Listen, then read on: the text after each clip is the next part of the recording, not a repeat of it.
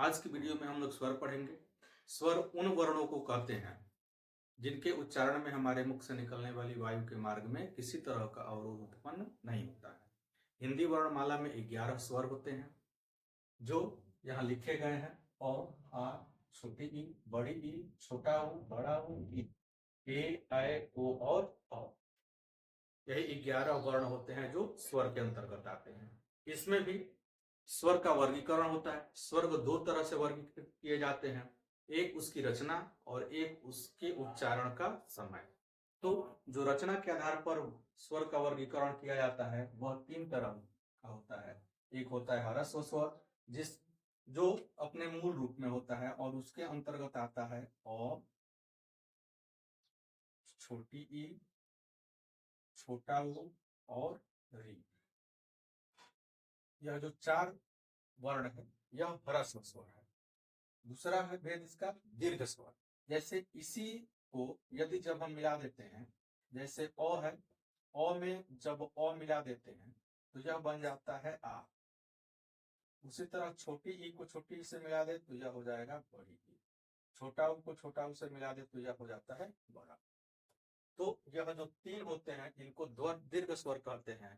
यह जो ह्रस्व स्वर है इसका दो रूप इसमें मिला होता है।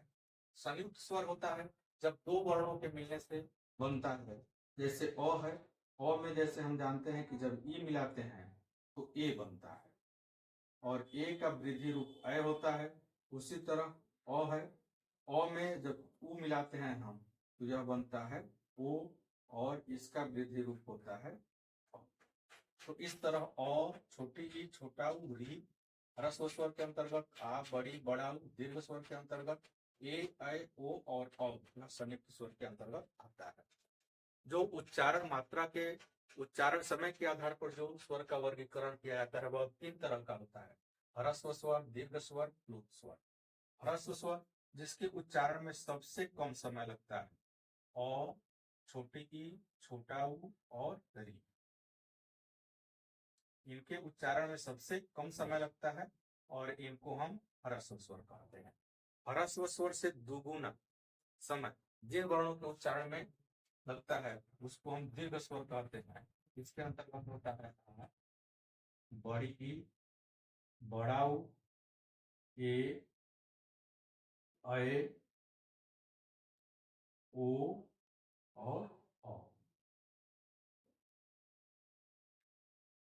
प्लुत स्वर होता है। प्लुत स्वर का कोई प्रतीक चिन्ह इन स्वर के अंतर्गत नहीं रखा गया है। उच्चारण समय के आधार पर जहां दो मात्रा समय से अधिक का समय लगता है वैसे वर्णों को हम प्लुत स्वर के अंतर्गत रखते हैं। हिंदी में इसका प्रयोग बहुत ही कम है। जैसे हम यह ओम लिखते हैं तो इसका जो रूप होता है उच्चारण के रूप में यह होता है ओ और यहाँ होता है तीन और म। तो यह जो तीन है यह संख्या 1 2 3 है और इसका मतलब होता है कि ओम का उच्चारण हम इस तरीके से करें कि जितना ओ के उच्चारण में समय लगता है उसका 3 गुना समय लगे और तब हम म बोले। जैसे हम बोलते हैं ओ नहीं, ओम ऐसे होता है।